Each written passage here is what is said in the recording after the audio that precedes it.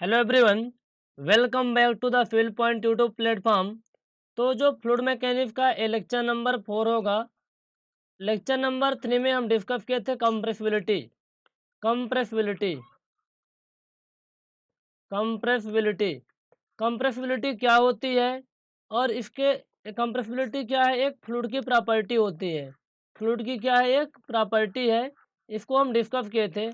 जब हम compressibility discuss किए थे, इसके साथ के साथ जो प्रीवियस ईयर क्वेश्चन पूछे गए हैं, density, specific gravity, specific weight, इन सभी क्वेश्चन को प्रैक्टिस किए थे। जो भी रिमेनिंग क्वेश्चन रह गए हैं आज के लेक्चर में हम डिस्कस कर लेंगे। तो सबसे पहले तो कंप्रेसिबिलिटी को क्विकली रिवीजन करते हैं। कंप्रेसिबिलिटी क्या होती है? Ability to be compress, compress होने की एक एबिलिटी होती है कंप्रेसिबिलिटी। लेकिन जब कंप्रेस करते हैं किसी भी फ्लूइड को या फिर किसी भी चीज़ को, तो उसके अगेंस्ट जो रेजिस्टेंस होता है, जिसको कंप्रेस नहीं होने देता, वो क्या होता है आपका? Bulk modulus. क्या होता है?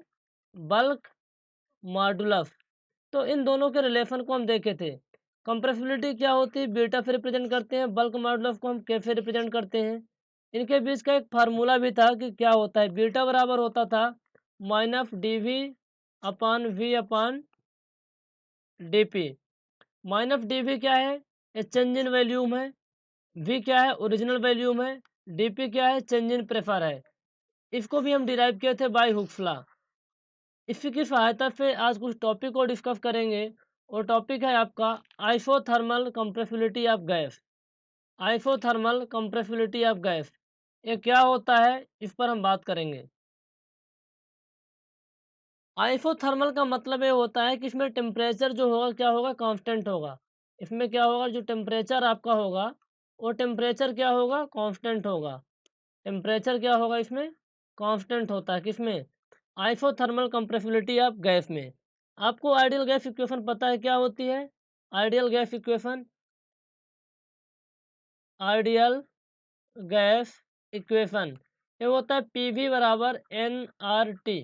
पी क्या है? प्रेशर, वी है volume, N number of mole, characteristic gas constant R U होता है, आर आर होता है कि आर यू क्या होता है? Universal gas constant. टी क्या होता है? टेम्परेचर। तो ये क्या हो जाएगा? P is equal to P V equal to M R T होता है। मास के रिस्पेक्ट में बात करेंगे। आप क्या बात करेंगे? मास के रिस्पेक्ट में। दो फार्मूले पढ़े थे आप। P V equal to N R U T होता है, एक होता है P V equal to M R T.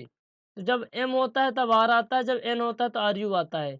जब नंबर ऑफ मोल की बात करेंगे तो यूनिवर्सल गैस कांस्टेंट आएगा। जब मास की बात करेंगे तो कैरेक्टरिस्टिक गैस कांस्टेंट यानी कैपिटल आर आएगा। तो ये आपका जो v है इस बार आएगा तो m upon V R T कितना हो जाएगा? मास पर यूनिट वॉल्यूम। मास पर यूनिट वॉल्यूम क्या होता है? डेंसिटी।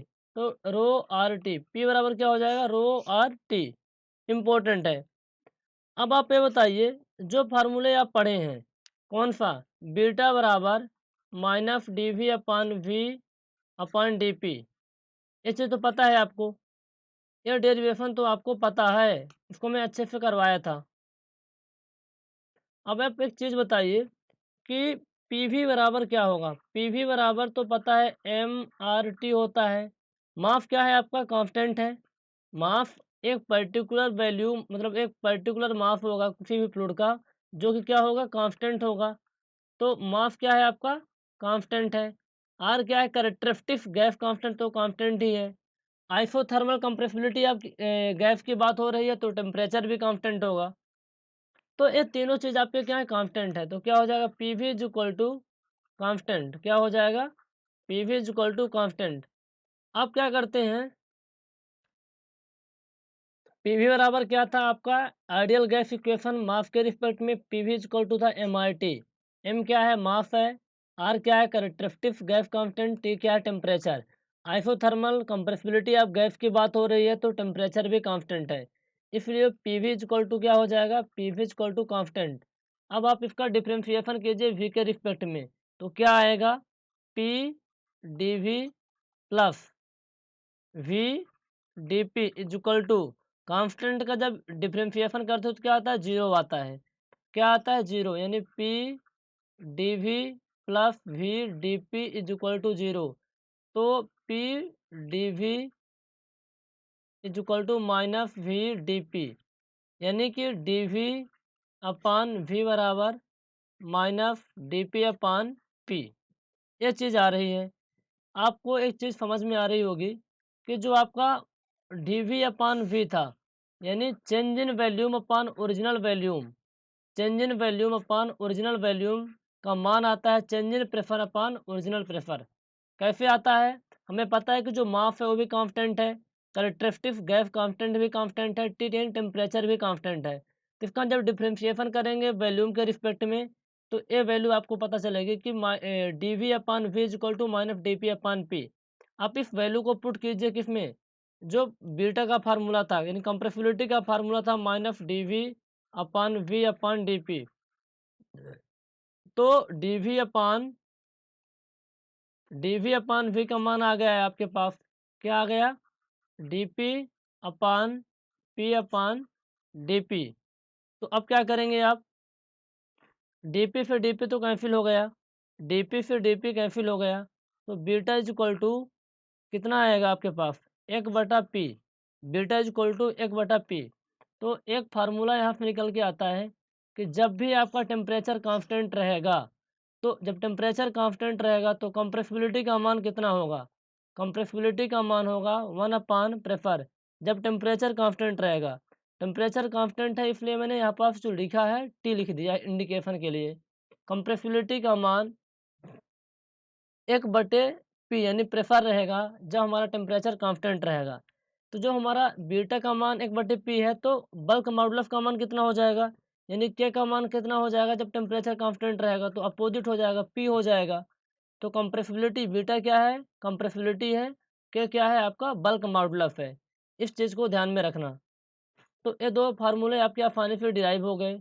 बहुत ही आसान है, कैसे कि जब जब टेम्परेचर कांस्टेंट होगा तो कंप्रेसिबिलिटी का मान एक बटे पी होगा, लेकिन जब टेम्परेचर कांस्टेंट होगा तो बल्क मॉडुलस का मान उसका अपोजिट यानी पी होगा, प्रेफर होगा।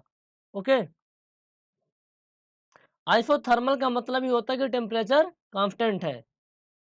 अब अगला टॉपिक आपका है, उस पर हम बात करेंगे, वो है adiabatic compressibility of gas. Adiabatic compressibility of gas का मतलब क्या होता है, एडियाबेटिक कंप्रेसिबिलिटी ऑफ गैस का मतलब होता है कि इसमें हीट जीरो होगी, हीट क्या होगी, जीरो होगी, हीट क्या होगी, जीरो होगी। अब इस चीज़ को, इस पर्टिकुलर टॉपिक को यदि हम डिस्कस करेंगे तो बहुत बड़ा डेरिवेशन है, जो कि एग्जाम पॉइंट ऑफ व्यू से, competitive exam point of view से कोई मतलब का नहीं है। थोड़ा सा इसका फार्मूला याद रख लेना, कई बार एक आध क्वेश्चन आ जाते हैं। तो क्या फार्मूला होता है उस चीज़ को हम बात करेंगे।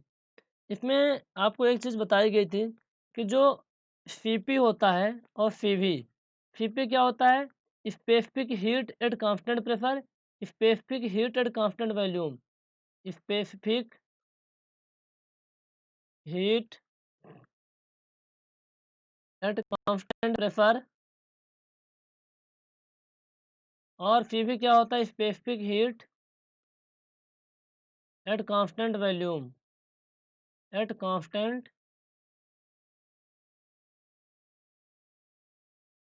वॉल्यूम। तो बाई क्या था आपका, गामा इसको बोलते हैं, specific heat ratio, space heat ratio. तो क्या हो जाएगा, gamma c p upon p v. इस चीज़ को आप पढ़े होंगे। तो इस केस में जो बीटा का मान होता है, इस केस में जो बीटा का मान होता है, यानी आपका जो गामा है क्या है, स्पेसिफिक हीट रेशियो, और हीट क्या है, जीरो है। इस केस में जो वैल्यू आएगी 1 अपान कंप्रेसिबिलिटी का मान होगा, जबकि बल्क मॉडुलस का मान क्या होगा, गामा पी।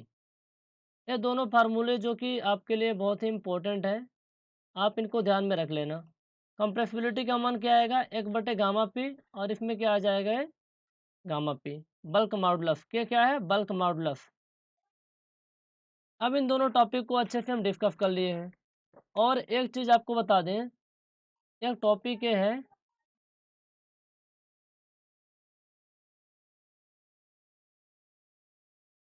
ओके, गामा क्या होता है आपका, स्पेसिफिक हीट रेशियो, क्या होता है, specific heat ratio. Okay, specific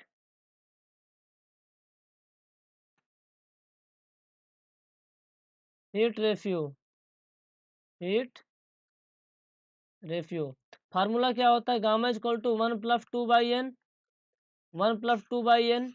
N क्या है? नंबर ऑफ मोल होते हैं। और इस केस में क्या है? Degree of freedom of gas. N क्या है? Degree of freedom of gas, freedom of gas. कहने का मतलब है एन का मान कुछ भी हो सकता है, 3, 5, 6, ये कुछ भी हो सकता है। और एन का जो मान होगा उसके अकॉर्डिंग ही स्पेसिफिक हीट रेशियो की वैल्यू आएगी। मान लीजिए एन इज इक्वल टू 3 है, एन इज इक्वल टू 3 है, तो हम क्या बोलेंगे? Monoatomic. इसको लिख लो, मोनो एटॉमिक। यदि एन इज इक्वल टू 3 है, एन इज इक्वल टू 5 है, तो diatomic, diatomic. N is equal to 6 है तो ट्राई एटॉमिक हो जाएगा। क्या हो जाएगा? Try atomic.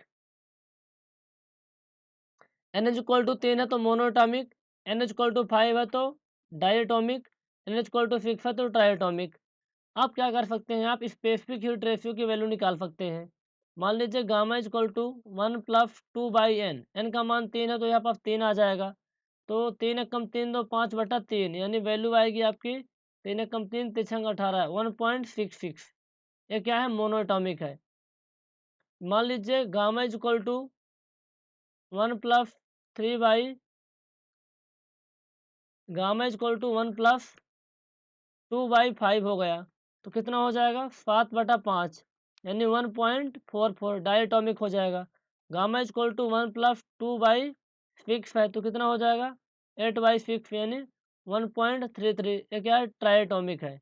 तो इस तरीके से यदि आपको ऑब्जेक्टिव में क्वेश्चन देता है, एन की वैल्यू दी रहती है, यानी नंबर ऑफ मोल या फिर degree of freedom of gas दिए रहते हैं, degree of freedom of gas आपको पता है, तो आप आसानी से स्पेसिफिक हीट रेशियो निकाल सकते हैं। फार्मूला क्या होता है? Y equal to 1+2/n। बस इस फार्मूले को आप ध्यान रखना, आपके लिए रामबाण फार्मूला हो सकता है यदि क्वेश्चन आएगा एग्जाम में तो। एयर के लिए गामा कितना होता है? एयर के लिए नोट करके पॉइंट लिख लो। एयर के लिए स्पेसिफिक हीट रेशियो, यानी specific heat ratio for air कितना होता है? एयर यानी गामा, गामा के लिए, एयर मतलब हवा होता है, स्पेसिफिक हीट रेशियो गामा से रिप्रेजेंट करते हैं। वैल्यू होती है 1.4। कितनी होती है? 1.4। 1.4 किसके लिए? एयर के लिए। क्या होता है? Specific heat ratio. Okay.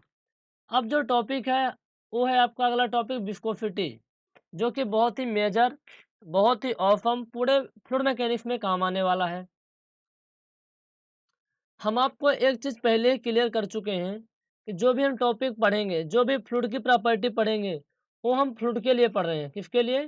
Fluid के लिए। अब फ्लूइड में दोनों चीज़ें आती हैं आपकी, लिक्विड भी आता है और गैस भी आता है। तो इन दोनों के फ्लूइड की प्रॉपर्टी को डिस्कस कर रहे हैं। इन दोनों के लिए फ्लूइड की प्रॉपर्टी को डिस्कस कर रहे हैं। अब लिक्विड में मोस्टली जो बात करते हैं वाटर की बात करते हैं, और गैस में जो मोस्टली बात करते हैं एयर की बात करते हैं। ओके। तो विस्कोसिटी क्या होती है? जब फ्लूइड की लेयर, जब एक फ्लूइड की लेयर दूसरे फ्लूइड के लेयर के ऊपर क्या करती है? फ्लो करती है, तो उसके बीच एक इंटरनल रेजिस्टेंस पैदा होता है, उसी का नाम है विस्कोसिटी। दोबारा सुनिए, जब एक फ्लूइड का लेयर दूसरे फ्लूइड के लेयर के ऊपर फ्लो करता है, तो एक इंटरनल रेजिस्टेंस पैदा होता है, उसी का नाम है विस्कोसिटी। मैं लिख रहा हूं यहाँ, हिंदी में लिख देते हैं यार, फीलिंग आ जाएगी। विस्कोसिटी को रिप्रेजेंट करते हैं म्यू से। किसको? म्यू से। जब एक फ्लूइड की लेयर, जब एक फ्लूइड की लेयर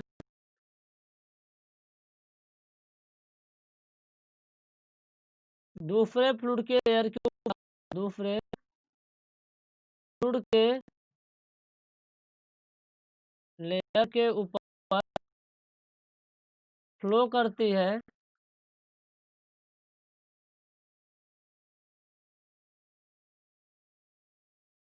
एक इंटरनल रेजिस्टेंस, एक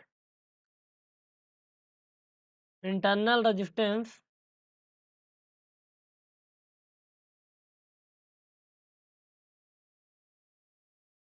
पैदा होता है उसी का नाम है विस्कोसिटी। उसी का क्या नाम है? विस्कोसिटी। उसी का नाम है विस्कोसिटी। जब एक फ्लूइड की लेयर दूसरे फ्लूइड के लेयर के ऊपर फ्लो करती है तो एक इंटरनल रेजिस्टेंस पैदा होता है, उसी का नाम है विस्कोसिटी। अब इसको समझते हैं कैसे फ्लो करती है, किस तरीके से विस्कोसिटी डेवलप होती है। तो आप एक बार इंग्लिश में भी इसकी डिफिनेशन लिख लीजिए, मैं आपको लिख देता हूँ या फिर डिक्टेट कर दूंगा तो आप लिख लेना। When the two adjacent layer when the two adjacent layer of fluid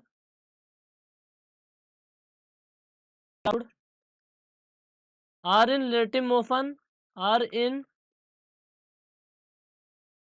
relative motion then the resist then they resist the motion of each other, the motion of each other. This fundamental property of fluid is this fundamental property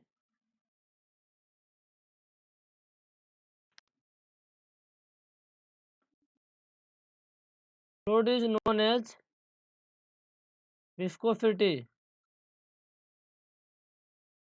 viscosity क्या होती है, जरा ध्यान से समझिए इसको। When the two adjacent layer of fluid are in relative motion, then they resist the motion of each other. जब दो लेयर आपस में क्या होती है, रिलेटिव मोशन में होती है, मतलब पहली वाली लेयर भी फ्लो में है, मोशन कर रही है, दूसरी वाली भी उसके ऊपर से मोशन कर रही है, तो उनके बीच एक क्या होता है, एक रेजिस्टेंस पैदा होता है, एक दूसरे को रोकने का प्रयास करती है। फ्लूइड की एक लेयर दूसरे लेयर को क्या करती है, रोकने का प्रयास करती है कि वो आगे ना बढ़ पाए, और इसी प्रॉपर्टी को क्या कहते हैं, विस्कोसिटी।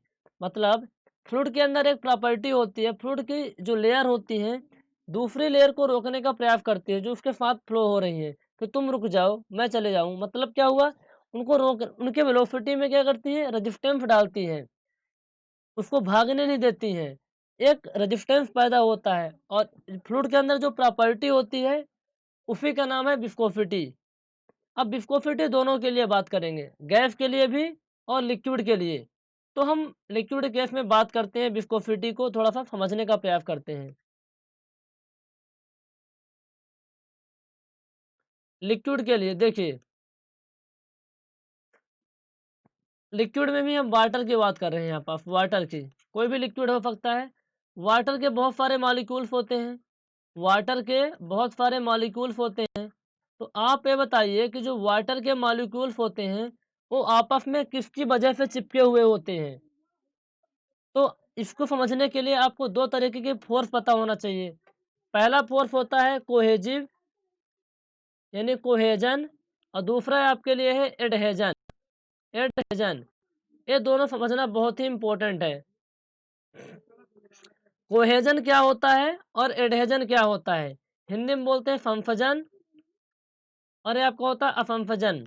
कोहेजन क्या होता है, जो molecule two molecule same type के मॉलिक्यूल के बीच जो फोर्स होता है दैट इज कॉल्ड कोहेजन। मतलब पानी के जो मॉलिक्यूल हैं, पानी के बहुत सारे मॉलिक्यूल्स हैं, और वो मॉलिक्यूल्स जो आपस में चिपके हुए होते हैं वो कोहेजन की वजह से चिपके होते हैं। कोहेजन क्या होता है, जो सेम टाइप के पार्टिकल के अंदर जो अट्रैक्शन होता है, स्टिकनेस होती है, यानी सेम टाइप के मॉलिक्यूल के बीच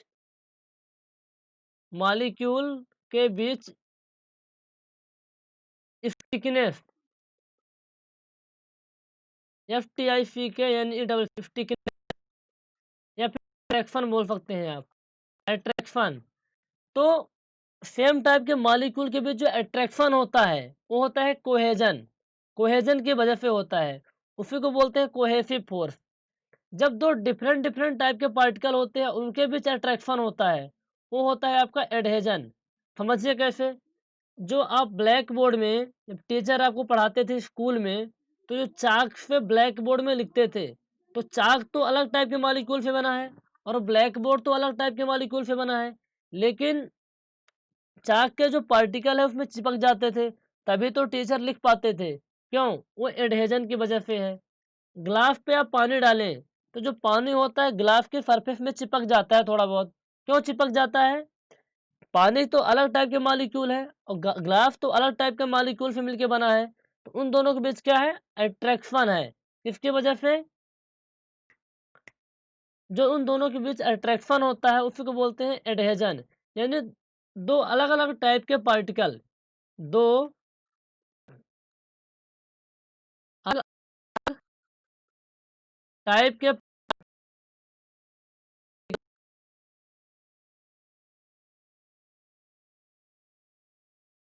बीच जो अट्रैक्शन होता है, जो या फिर स्टिकनेस होती है, क्या होती है? एडहेजन। तो समझ में आ गया क्या होता है कोहेजन, क्या होता है एडहेजन। मॉलिक्यूल टू मॉलिक्यूल जो फोर्स लगेगा वो होता है कोहेसिव फोर्स, और मॉलिक्यूल टू सरफेस या फिर मॉलिक्यूल और दूसरे टाइप के मॉलिक्यूल के भी जो फोर्स लगता है वो होता है एडहेसिव फोर्स। समझ में आ गया होगा। अब देखिए क्या हो रहा है। अब जो फ्लूइड की लेयर है, फ्लूइड के पार्टिकल हैं, कोहेसिव फोर्स की वजह से आपस में क्या है? चिपके हुए हैं। पर आपस में एक दूसरे से क्या हुए? चिपके हैं। इस तरह के सभी पार्टिकल चिपके हुए तो क्या बन जाएगा? इसी तरीके के और पार्टिकल होंगे। तो जब सभी सभी पार्टिकल एक दूसरे से चिपके होंगे किसकी वजह से? कोहेसिव फोर्स की वजह से, तो एक लेयर बन जाती है। क्या बन जाती है? लेयर बन जाती है। ये भी लेयर बन गई, ये भी लेयर बन गई, तो एक लेयर बन जाती है। मतलब क्या हुआ? जो वाटर के मॉलिक्यूल है, हजारों करोड़ों लाखों जितने मॉलिक्यूल हैं, वो क्या हैं? आपस में एक दूसरे से चिपके हुए हैं। क्यों चिपके हैं? कोहेसिव फोर्स की वजह से, है ना? कोहेसिव फोर्स की वजह से चिपके हुए हैं, तो एक लेयर बन जाती है। क्या बन जाती है? लेयर। ये सभी क्या होते हैं? वाटर के मॉलिक्यूल हैं, वाटर के मॉलिक्यूल हैं, तो एक लेयर बन जाती है। इस तरीके से हजारों करोड़ों लेयर बन जाती है। और ये लेयर क्या हो रही? फ्लूइड मोशन में है, फ्लो हो रहा है। वाटर क्या है? फ्लो हो रहा है, ये सभी मोशन में है। तो एक दूसरे के ऊपर से फ्लो हो रही है ना, यानी पहली वाली लेयर भी फ्लो हो रही है, दूसरी वाली भी लेयर फ्लो हो रही है, तीसरी वाली भी फ्लो हो रही है। तो एक दूसरे के मोशन को क्या करती हैं? अपोज करती हैं, रोकती हैं। एक रेजिस्टेंस पैदा होता है, उसी का नाम है विस्कोसिटी। वो क्या होता है? विस्कोसिटी। तो यदि कोई पूछे कि विस्कोसिटी क्या होता है, विस्कोसिटी से हम क्या मेजर करते हैं, तो विस्कोसिटी से हम इंटरनल रेजिस्टेंस को मेजर करते हैं। जितना ज़्यादा विस्कोसिटी होगी, जितना ज़्यादा इंटरनल रेजिस्टेंस होगा, उतनी ही ज़्यादा विस्कोसिटी होगी। तो विस्कोसिटी को अलग तरीके से डिफाइन कर सकते हैं। विस्कोसिटी को रिप्रेजेंट करते हैं म्यू से, मेजरमेंट ऑफ इंटरनल रेजिस्टेंस। क्या होता है? Measurement of internal resistance.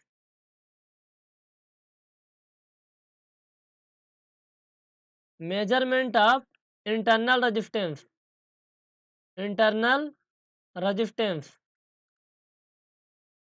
क्योंकि वो जितना ज़्यादा एक लेयर दूसरे लेयर को रोकेंगे, उतना ज़्यादा इंटरनल रेजिस्टेंस डेवलप होगा, और इंटरनल रेजिस्टेंस को ही मेजर करता है विस्कोसिटी। तो यदि कोई पूछे कि जो लिक्विड होता है, लिक्विड में विस्कोसिटी किसकी वजह से होता है, तो कोहेजन की वजह से, यानी कोहेसिव फोर्स की वजह से। तो आप लिख लीजिए cause of viscosity, cause of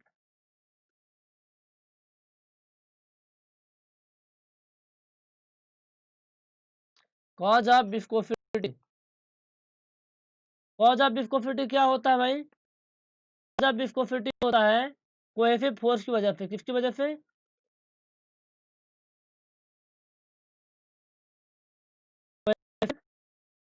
force की वजह से विस्कोसिटी होती है। किसमें?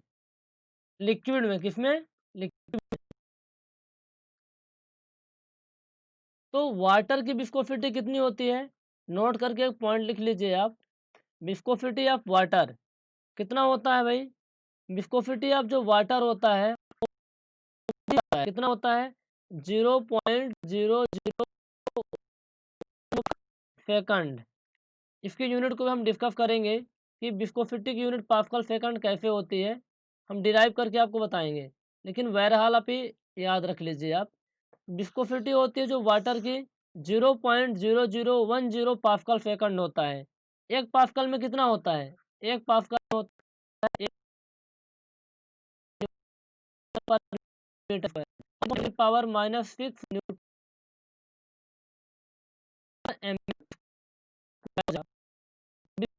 बहुत ज़्यादा वायु होता है। विस्कोसिटी ऑफ वेरी हाई होता है वाटर की विस्कोसिटी। तो विस्कोसिटी समझ रहे थे हम, विस्कोसिटी क्या होती है? जब एक फ्लूइड की लेयर दूसरे फ्लूइड के लेयर के ऊपर फ्लो करती है तो एक इंटरनल रेजिस्टेंस पैदा होता है, उसी का नाम है विस्कोसिटी। लिक्विड में विस्कोसिटी कैसे होती है? वो होती है कोहेसिव फोर्स की वजह से। तो ठीक है, अब वाटर की विस्कोसिटी कितनी होती है? 0.0010 पास्कल सेकंड। अब हम बात करेंगे विस्कोसिटी ऑफ गैस की। जो गैस होता है, तो गैस में किसकी वजह से विस्कोसिटी होती है? गैस में किसकी वजह से विस्कोसिटी होती है? तो हेडिंग बनाइए विस्कोसिटी ऑफ गैस।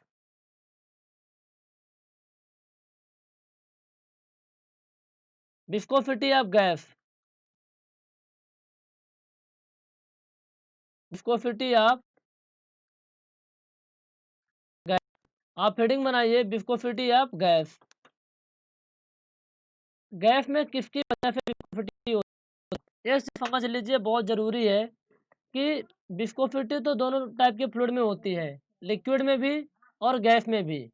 तो लिक्विड में जो विस्कोसिटी होती है वो होती है कोहेसिव फोर्स की वजह से, लेकिन गैस में तो कोहेसिव फोर्स प्रेजेंट ही नहीं होता।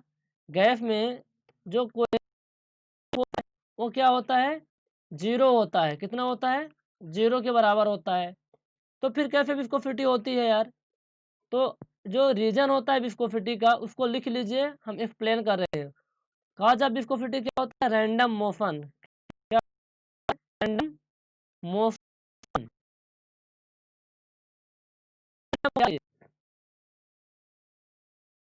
बहुत सारे गैस के मॉलिक्यूल्स हैं, बहुत सारे गैस के मॉलिक्यूल्स हैं। अब एक गैस के मॉलिक्यूल्स क्या कर रहे हैं? मोशन में है। क्या है? मोशन में है। तो जब गैस के मॉलिक्यूल क्या होंगे? मोशन में होंगे, तो एक दूसरे को टक्कर मारेंगे, एक दूसरे को टक्कर मारेंगे। क्या करेंगे? टक्कर की वेलोसिटी क्या होगी? बढ़ेगी, घटेगी। तो जब गैस के मॉलिक्यूल्स क्या होते हैं? मोशन में होते हैं, तो एक दूसरे को धक्का दे रहे हैं, तो इनकी वेलोसिटी क्या हो रही है? रिड्यूस हो रही है। वेलोसिटी, तो वेलोसिटी रिड्यूस हो रही है। अब फ्लूइड में क्या हो रहा था? जब एक फ्लूइड की लेयर दूसरे फ्लूइड के लेयर को अपोज करती थी, यानी जाने से रोकती थी, तो एक रेजिस्टेंस डेवलप हो रहा था। और यहाँ भी एक रेजिस्टेंस डेवलप हो रहा है, उनकी वेलोसिटी रिड्यूस हो रही है, ऑब्स्ट्रक्शन पैदा हो रहा है। और किसकी वजह से हो रहा है? रैंडम मोशन होने की वजह से। ऐसा तो है नहीं कि सभी एक ही डायरेक्शन में जाएंगे, पता नहीं है कौन किस डायरेक्शन में जाएगा। और जब एक पार्टिकल दूसरे पार्टिकल को धक्का देंगे तो एक रैंडम मोशन डेवलप होगा, रेजिस्टेंस डेवलप होगा। किसकी वजह से? रैंडम मोशन की वजह से। तो यही होता है कि जो गैस में विस्कोसिटी होती है रैंडम मोशन की वजह से होती है।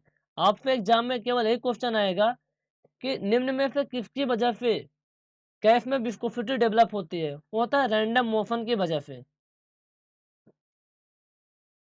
गैस में तो कोहेसिव फोर्स प्रेजेंट ही नहीं होता, तो cohesive force is not the reason of viscosity of gas. Okay, ये चीज क्लियर है। तो किसकी वजह से होता है? ऑब्स्ट्रक्शन होता है, obstruction between two molecule, between two molecule. Molecule के बीच क्या होता है? ऑब्स्ट्रक्शन डेवलप, जिसकी वजह से होता है विस्कोसिटी डेवलप होती है।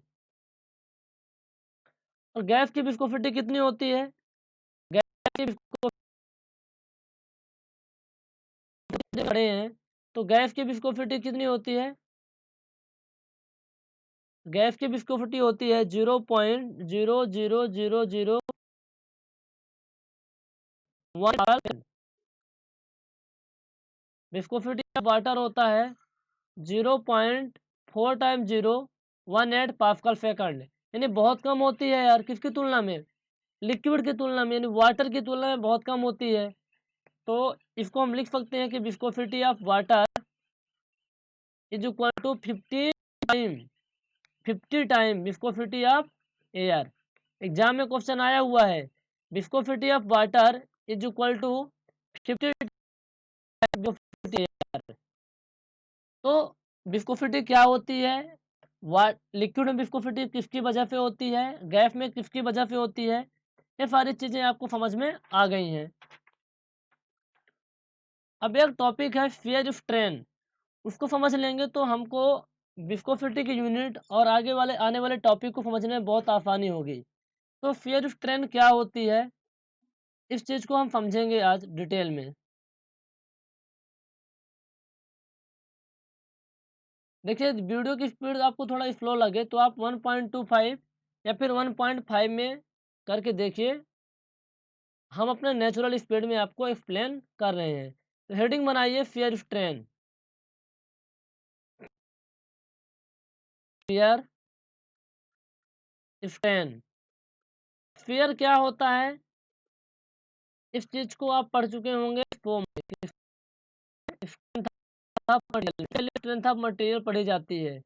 यदि आपको सिविल इंजीनियरिंग को एक्चुअल में फील करना है, अच्छे से पढ़ना है, तो स्ट्रेंथ ऑफ मटेरियल पहले पढ़नी होती है किसी भी सब्जेक्ट को पढ़ने से पहले।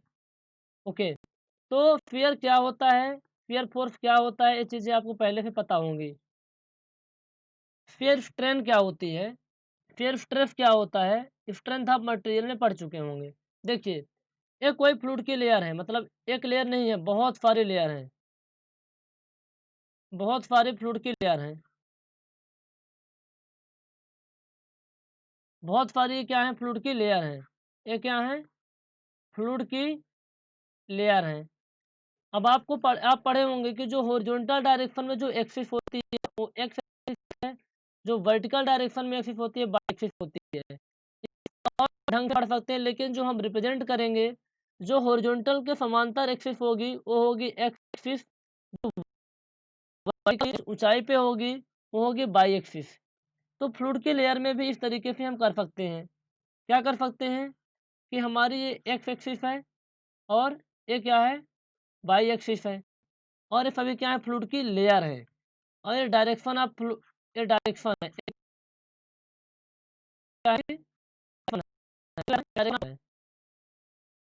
Direction of flow. बहुत ही अच्छे कॉन्सेप्ट पे हम जा रहे हैं, अच्छे समझने इसको। ये डायरेक्शन ऑफ फ्लो है और ये फ्लूइड की लेयर है। मतलब किसी नदी में पानी बह रहा है, इस तरीके से मान लो नदी में पानी फ्लो हो रहा है, इस डायरेक्शन में फ्लो हो रहा है, ये एक्स डायरेक्शन है और ये वाई डायरेक्शन है। अब बताइए कि सभी लेयर की वेलोसिटी तो अलग अलग होगी, सभी लेयर की वेलोसिटी अलग अलग होगी, और एक लेयर दूसरे लेयर को फ्लो होने से रोक भी रही होगी। तो हम ऐसा कुछ करते हैं कि दो लेयर सेलेक्ट करते हैं थोड़ा सा अलग अलग तरीके की। ये पहली लेयर लेते हैं और ये दूसरी लेयर, इस लेयर को कोई लेयर रोक नहीं रही है।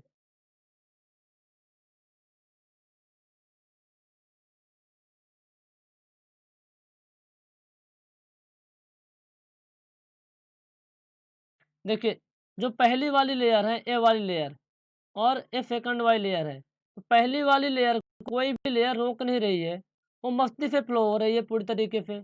इसमें कोई भी रिलेटिव मोशन नहीं हो रहा है। रिलेटिव मोशन तब होता है जब दो चीज़ें आ जाती हैं, जब दो लेयर आ जाएंगी और एक दूसरे को अपोज करेंगे तब रिलेटिव मोशन होता है।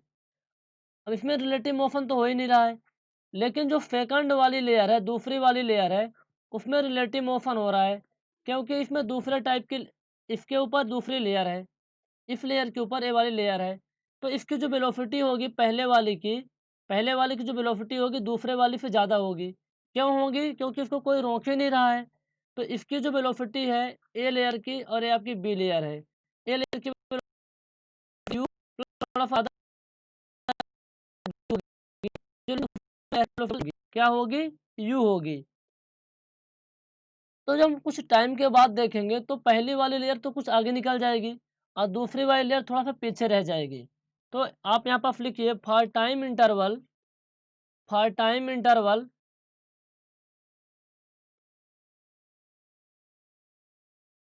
टाइम थोड़े से टाइम के बाद हम देखेंगे कि एक दो निकल निकल गई है पहली वायर, जबकि दूसरी वाली लेयर कितनी आगे निकली है, ये दूसरी वाली लेयर केवल यहाँ तक निकली हुई है और पहली वाली लेयर तो यहाँ तक भाग के चली गई। क्यों चली गई? क्योंकि इसकी वेलोसिटी ज़्यादा थी। इसके जो बीच की डिस्टेंस है, ये दोनों लेयर के बीच की जो डिस्टेंस है, ये मान लीजिए डी डिवाइड डिस्टेंस है। तो इन दोनों की डिस्टेंस है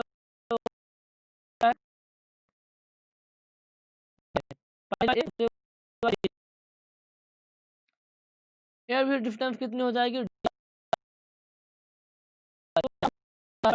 ज़्यादा होने की वजह से थोड़ा आगे निकल गई है। कितना आगे निकल गई है?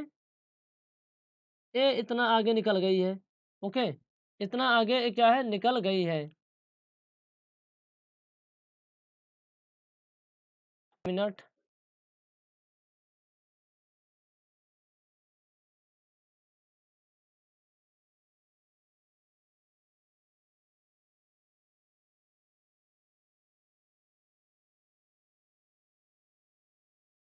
इतनी आगे वाली थी u plus D you.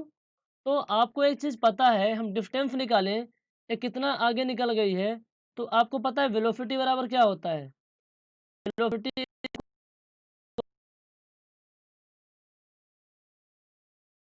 Distance upon.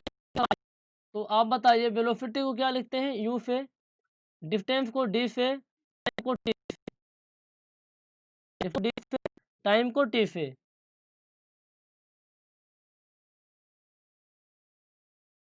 तो डिस्टेंस इक्वल टू कितना हो जाएगा, ut कितना हो जाएगा, ut। तो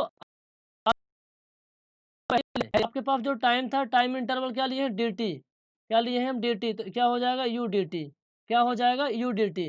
तो जो पहली वाली लेयर है यहाँ तक ये u dt का है, दूसरी वाली लेयर u का जो है u dt है, लेकिन थोड़ा सा u ज़्यादा पहली वाली लेयर थोड़ा सा ज़्यादा लेंथ कवर करेगी क्योंकि उसकी वेलोसिटी ज़्यादा थी। ओके, तो अब इन दोनों के यहाँ पास एक एंगल बन रहा है, ये एंगल आपको क्या है, डी थीटा, क्या है, डी थीटा। तो हम डिस्टेंस निकालना चाहें, हम डिस्टेंस निकालना चाहें कितना होगा, ए वाला कितना होगा, ये लेंथ कितनी होगी, इस लेंथ को हम निकालना चाहते हैं। तो आप ये बताइए टेन थीटा इक्वल टू क्या होता है, होता है परपेंडिकुलर अपान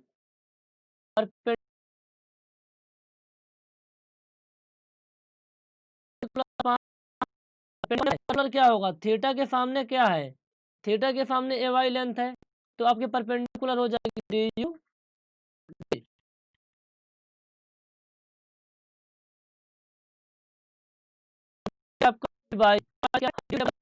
अब आप ये बताइए कि जो डी थीटा है, टेन थीटा यहाँ पर क्या हो, टेन डी थीटा हो जाएगा, टेन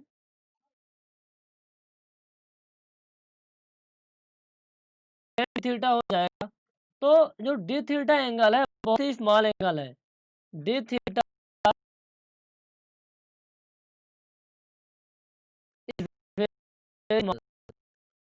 बहुत ही स्मॉल एंगल, बहुत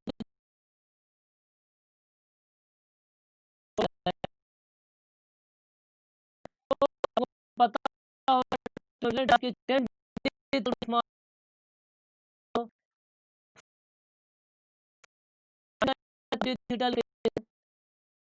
थीटा है और डी लेंथ है, डी थीटा के में डी देंगे,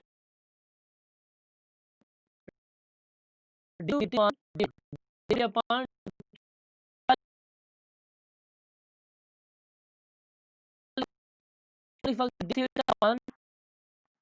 डी लिख सकते हैं d theta upon d t is equal to d u upon है। जो यहाँ पास जो इतना डिफॉर्मेशन ज़्यादा हुआ है, यानी जो इतना ज़्यादा कवर की है, ये क्या था, एक एंगुलर डिफॉर्मेशन, क्या था, एंगुलर डिफॉर्मेशन है। तो ये क्या निकल के आया, d theta is equal to dt upon dy, ये डेरिवेशन निकल के आ गया। अब डिफॉर्मेशन डी थीटा क्या है, एक एंगुलर डिफॉर्मेशन किसके साथ में हो रहा है, अब यहाँ पर टाइम पे डिवाइड भी किया गया है, तो हम क्या कह सकते हैं, डी थीटा आपका क्या है, एक डिफॉर्मेशन है, लेकिन कैसा डिफॉर्मेशन है, एंगल के साथ में डिफॉर्मेशन हो रहा है, तो क्या कह सकते हैं, angular deformation, angular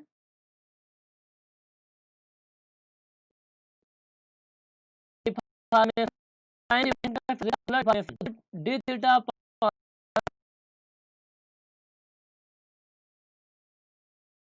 dt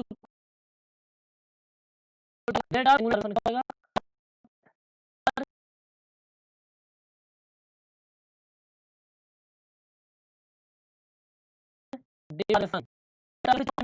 rate में कन्वर्ट होती है, रेट ऑफ एंगुलर डिफॉर्मेशन, या फिर दूसरे का नाम क्या होगा, लेकिन एंगल और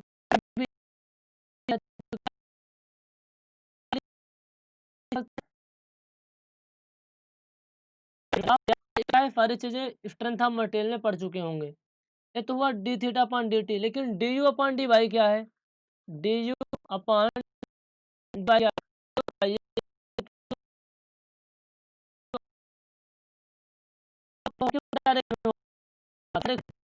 हो रहा था, उसकी ट्रांसवर्स डायरेक्शन है, कौन सी डायरेक्शन है, ट्रांसवर्स डायरेक्शन, वाई डायरेक्शन में फ्लो हो रहा था, उसके ऊपर जो डायरेक्शन होती है वो क्या है, ट्रांसवर्स डायरेक्शन वाई है। तो d u upon d y क्या है, d u upon d y एक वेलोसिटी ग्रेडियंट है, किस डायरेक्शन में, in the direction of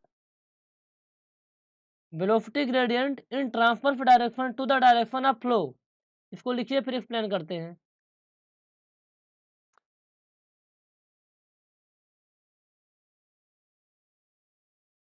flow gradient d i in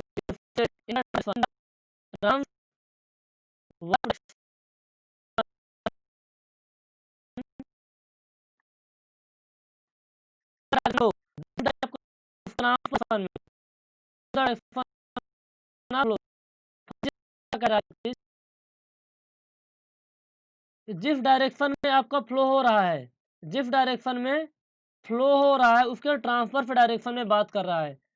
flow हमारा हॉरिजॉन्टल डायरेक्शन में हो रहा था, डायरेक्शन फ्लो था हॉरिजॉन्टल डायरेक्शन था, एक्स डायरेक्शन में, तो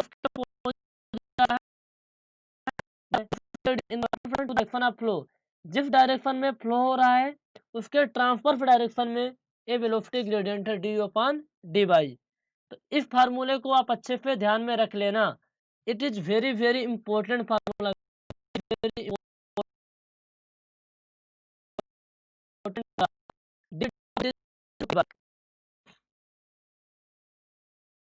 अगला कॉन्सेप्ट है जो कि बहुत ही इंपॉर्टेंट है, न्यूटन्स लॉ ऑफ विस्कोसिटी।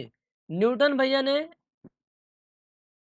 एक नियम दिए थे, वो नियम क्या था आपको पता है, F इक्वल टू एम ए,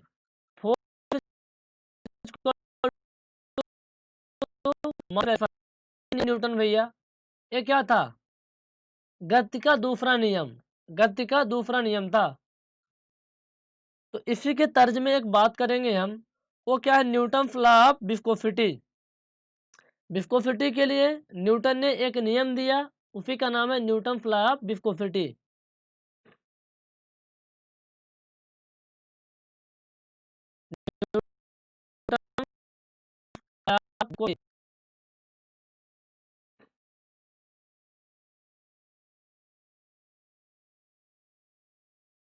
ये क्या होती है, बहुत ही आसान है, सिंपल है यार, बिल्कुल भी आसान है, माइंड पे जोर देने की कोई ज़रूरत नहीं है।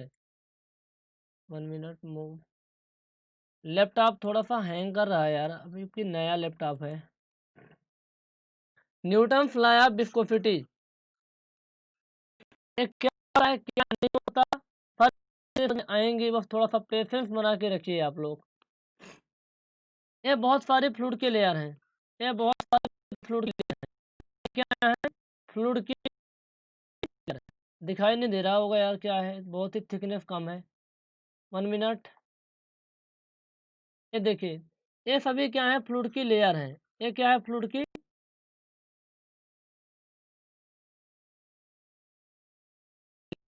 है। मतलब चाहे आपकी लिक्विड की लेयर हो चाहे गैस की लेयर हो, ये क्या है, फ्लूइड की लेयर है। फ्लूइड लेयर क्या है, लेयर। और ये क्या है,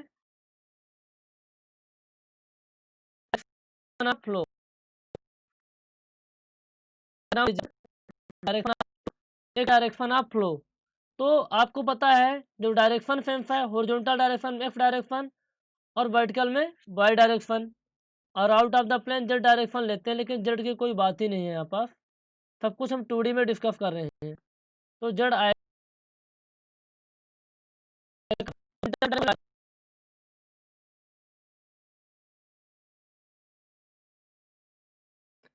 ये क्या है, सरफेस है।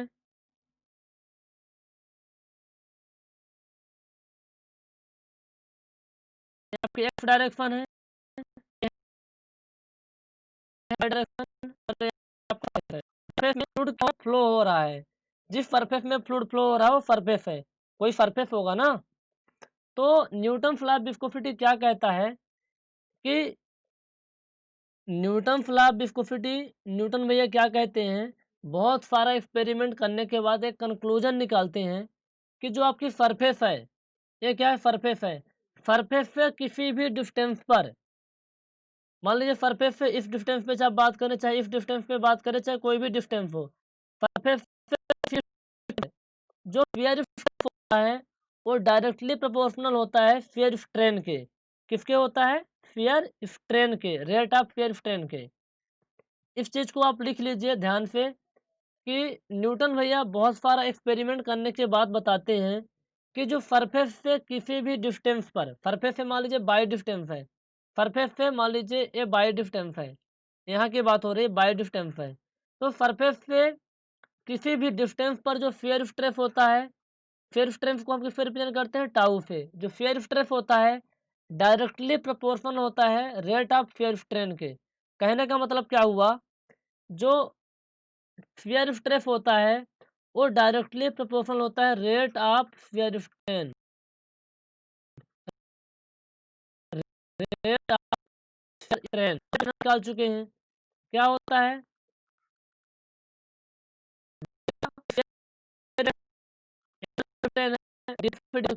Tau is directly proportional to d theta upon d t. Tau क्या है, शियर स्ट्रेस है, शियर स्ट्रेस। तो आपको जो याद रखना है वो चीज़ याद रखना है कि न्यूटन लॉ ऑफ विस्कोसिटी क्या होता है, shear stress is directly proportional to shear strain. किसी भी डिस्टेंस पे आप ले लीजिए, सरफेस पे किसी भी डिस्टेंस पर जो शियर स्ट्रेस होता है डायरेक्टली प्रोपोर्शनल होता है रेट ऑफ शियर स्ट्रेन के। अब आपको पता है को डी थीटा अपॉन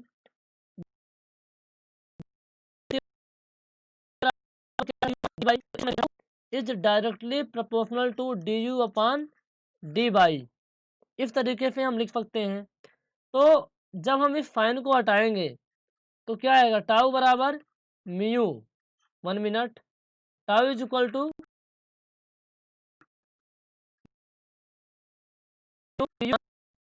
थोड़ा सा वेट कीजिए, 1 मिनट।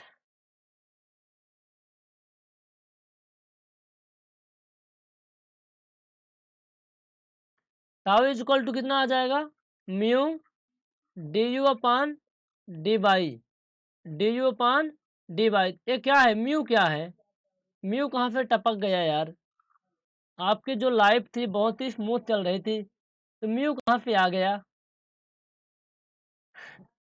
म्यू कहाँ से आ गया।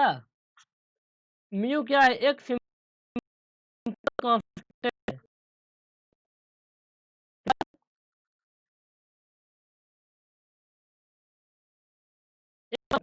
अलग अलग फ्लूइड के लिए अलग अलग होता है, सिंपल कांस्टेंट है, नॉट यूनिवर्सल कांस्टेंट, ध्यान रखना, not universal constant.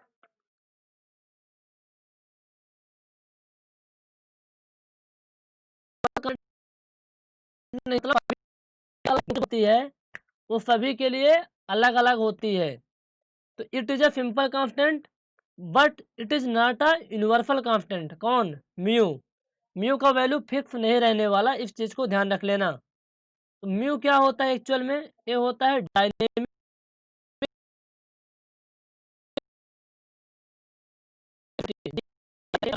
Viscosity. Dynamic viscosity या फिर इसको कह सकते हैं एब्सोल्यूट विस्कोसिटी।